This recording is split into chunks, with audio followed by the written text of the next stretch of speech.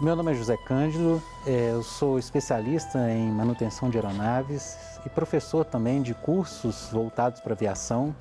E a aviação é segura, as pessoas podem voar tranquilamente porque a gente trabalha muito para que ela seja atrativa e que ela traga mais benefícios do que sustos para as pessoas. Então é importante voar com tranquilidade e vocês vão gostar.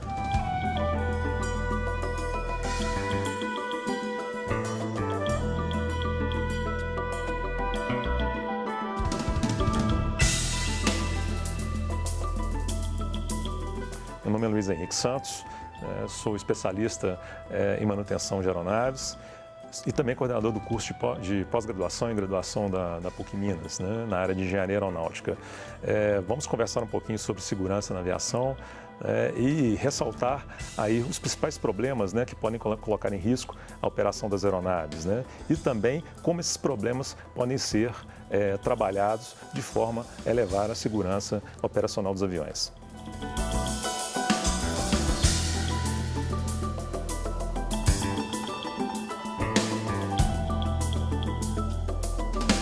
E eu sou Jair Stacanelli e está no ar o Horizonte Debate.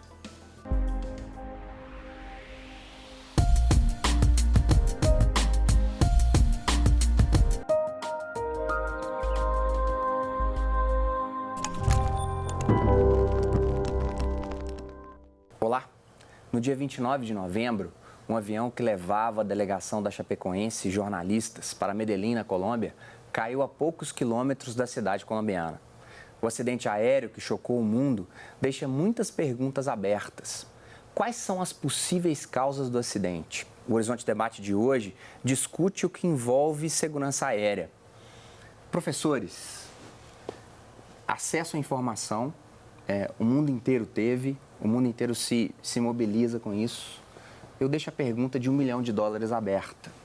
O que aconteceu? Na verdade, tudo indica que foi falha humana mesmo, né? A gente observa que o problema foi causado por falta de combustível, né? E assim, é um problema primário, né? É uma fase primária do voo, o abastecimento de forma correta da aeronave, assim como sua operação também. Então, a gente observa que realmente foi uma falha primária que ocorreu no caso desse acidente aéreo. Né? Agora, quando a gente fala dessa falha primária, vamos dizer assim, estamos falando da velha ganância humana, que não importa se o sujeito está dirigindo um coche com 6 cavalos ou um avião com 4 motores? É possível. O que nos impressiona muito nesse evento, né, estávamos até conversando antes, é porque é uma coisa tão básica. É tão primordial isso, né, você abastecer uma aeronave, que é quase que inconcebível isso acontecer em pleno século XXI. Nós temos trabalhos no Brasil, o CENIPA, vários órgãos que trabalham muito essa questão da segurança de voo, e a gente pega muito foco do cansaço do piloto, problemas de alcoolismo e outras coisas que são mais modernas. Agora, a gente tem que voltar lá no básico, que é abastecer a aeronave. Então, a questão da ganância, né, ela pode sim, se for comprovado que foi a falta de combustível, ter contribuído, porque uma parada representaria um custo. Agora, professor Zé Cândido, o senhor coloca um fato, o professor Luiz vai me ajudar nessa, isso aí parece que estamos falando sobre motoristas de ônibus, levando os mineiros para a praia no Espírito Santo, né?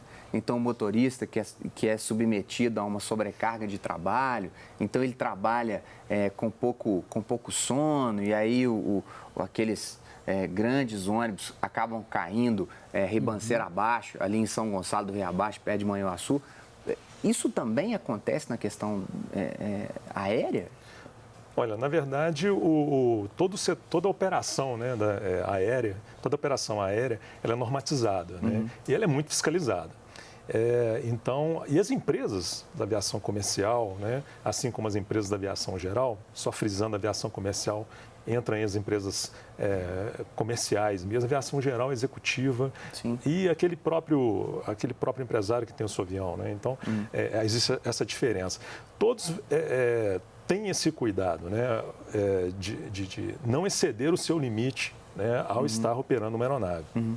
Mas, como o professor José Cândido bem colocou, pode haver casos, né, em que esse limite é ultrapassado. A fiscalização ela é feita, né, e com grande critério ela é feita, mas a fiscalização não consegue estar em todos os locais, em todos os lugares, todo o tempo.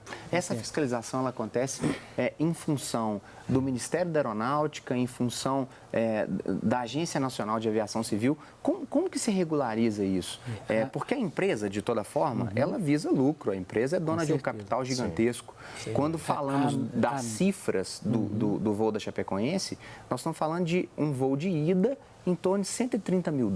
Quer dizer, são custos vultuosos. Quem que fiscaliza isso? No caso nosso do Brasil, a ANAC ela fiscaliza, ela tem esse trabalho de fiscalização e habilitação de pilotos e treinamento. E nós temos o órgão do Ministério da Aeronáutica, agora o Ministério da Defesa, que é o CENIPA, que cuida da parte de segurança. Então, ele trabalha mais com a área de prevenção. Para as grandes empresas, né, ele faz programas específicos e treinamentos e acaba incutindo essa mentalidade na empresa. As próprias empresas fazem seminários de segurança de voo e trazem o órgão para dentro para ajudar. O problema que a gente vê é muito a aviação geral, igual citado pelo professor Luiz, que é uma aviação, às vezes, do empresário que tem seu avião, é um táxi aéreo, e que nem sempre é dado esse cuidado com a segurança de voo. E nisso, né, as estatísticas mostram, os próprios relatórios do CENIPA, que os acidentes muitas das vezes acontecem, na grande maioria das vezes, com os pequenos e com a aviação geral. E muitas das vezes os fatores humanos, né, seja a negligência, seja a imprudência, a imperícia, ela afeta muito mais esses pequenos operadores do que os grandes que têm programas muito robustos para garantir a segurança operacional. Agora, por mais que seja um estado vizinho nosso, existe uma disparidade muito grande entre a economia, a estrutura social, a estrutura política de Brasil e de Bolívia. Um estado negligente, ele também promove o acidente? Com certeza. Sim, se não houver... Na verdade, o grande ator aí, né, que realmente faz com que haja uma redução gradativa, né, uma redução intensa no número de acidentes, é sem dúvida a fiscalização. Então, quer dizer, a agência ela tem que estar atuando constantemente. Né? Se há uma falha na fiscalização, é possível, sim, que tenhamos aí uma elevação do número de acidentes ou incidentes. Né? O caso governamental é importante? É governamental, é importante, não só no sentido de fiscalizar e punir, mas também de educar. Né? A gente vê isso muito claro na aviação brasileira, ela é muito robusta nesse ponto, que o CENIPA ele tem um trabalho incrível de prevenção. Né? Nós tivemos em 2016 e 2015 uma série de acidentes em Belo Horizonte, em Minas Gerais, e eles atacaram maciçamente, fazendo palestras, seminários, não só na capital, mas no interior, e promovendo a segurança de voo e alertando as pessoas por que acidentes acontece. Vinculados a essa aviação do empresário, da pequena aeronave? Em grande parte, sim. Né? E o interessante, né, Luiz, é que eles sempre trazem os casos reais, porque eles fazem um relatório, eles fazem investigação. Exatamente. E mostram, aconteceu por causa disso. Foram esses. O CENIPA, ele é composto, isso é uma dúvida, pessoal, é composto por militares, por membros da Força Aérea Brasileira e por civis? Como que é a composição do CENIPA? A sua estrutura é formada pela Força Aérea Brasileira, mas ele trabalha em conjunto com vários organismos. Então, a questão de perícia, ele utiliza o CTA, ele utiliza engenheiros estudiosos de materiais. Se ele não tem o know-how para trabalhar com aquele material que ele tem, para consultar e verificar o que causou o acidente, ele procura nas universidades, nos parceiros, trabalha com organismos internacionais. Então, é uma equipe muito bem respaldada e com uma bagagem. Né? E o que a gente percebe é que, geralmente, quem vai para o CENIPA é pessoal que trabalhou com aviação. Então, é um mecânico mais antigo, é um piloto que voou caça, um piloto que voou muitos anos. Eles têm experiência para já fazer uma leitura muito interessante do que aconteceu com o evento. Vou fazer uma pergunta para a gente fechar esse primeiro bloco, até de cunho pessoal mesmo, assim. Como foi a terça-feira, de segunda para terça-feira, aquela terça-feira de manhã, para vocês que vivem disso, que dão aula disso, como é que foi aquela terça-feira? Eu, por exemplo, tenho mais de 20 anos trabalhando com aeronaves, né? Então, mais focado na parte de manutenção. Eu coordeno o curso de engenharia, né? Então, quer dizer, estou formando hoje a mão de obra de amanhã. Sim. Né? Os profissionais que trabalharão na área amanhã, assim como o professor José Cândido também, que faz parte, né, desse meio. Então, a gente fica muito triste com isso, né? Principalmente à medida que as notícias começam a aflorar, a gente percebe que foi um acidente causado por algo básico, né? Assim, abastecimento, né? Por que não tomaram cuidado com esse detalhe tão importante, né? Existe um plano de voo, naquele plano de voo consta a quantidade de combustível, né? Que a aeronave será abastecida, consta a autonomia dela, né? Então, por que esse detalhe não foi levantado naquele momento, no momento em que o plano de voo foi autorizado? É muito triste, assim, a gente que vive aviação, a gente prega isso o tempo inteiro, a gente acompanha, né? E vê que tudo aquilo que as pessoas estudaram, era um piloto experiente, era uma pessoa estudada, que conhecia a segurança de voo, mas às vezes é uma negligência por um pequeno espaço de tempo. De novo, o detalhe ganância foi preponderante? A gente pode, com as informações que a gente tem até o momento, existe uma forte tendência a gente chegar nesse fechamento, né, que a ganância aí ela pode ter. O que leva a pensar por esse ponto é a não parada da aeronave, né, dentro do trecho que ela tinha que percorrer.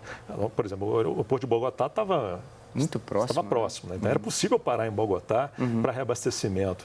Agora, nós sabemos que as taxas do Aeroporto Internacional de Bogotá são altas, né? Então a gente não pode afirmar que a ganância foi um fator aí primordial para que esse acidente, para a ocorrência desse acidente. Mas pode ter ocorrido isso. Professor Luiz, professor José Cândido, estamos caminhando para o final desse primeiro bloco. A gente vai estender ainda um pouquinho mais. Por que não Cobija? Por que não Bogotá? Por que não fazer esse trajeto todo? Vamos estender um pouquinho mais. E dizer, como psicólogo do esporte e trabalhando no Cruzeiro, perdi duas pessoas conhecidas, dois amigos. O Vitorino Sherman, que era alguém muito próximo no Sport TV, dessa questão do Cruzeiro, do Fluminense, onde temos muitos amigos, e um dos membros da comissão técnica da Chapecoense. É muito triste para todo mundo que trabalha com futebol participar disso. Vamos para um breve intervalo. Até daqui a pouquinho.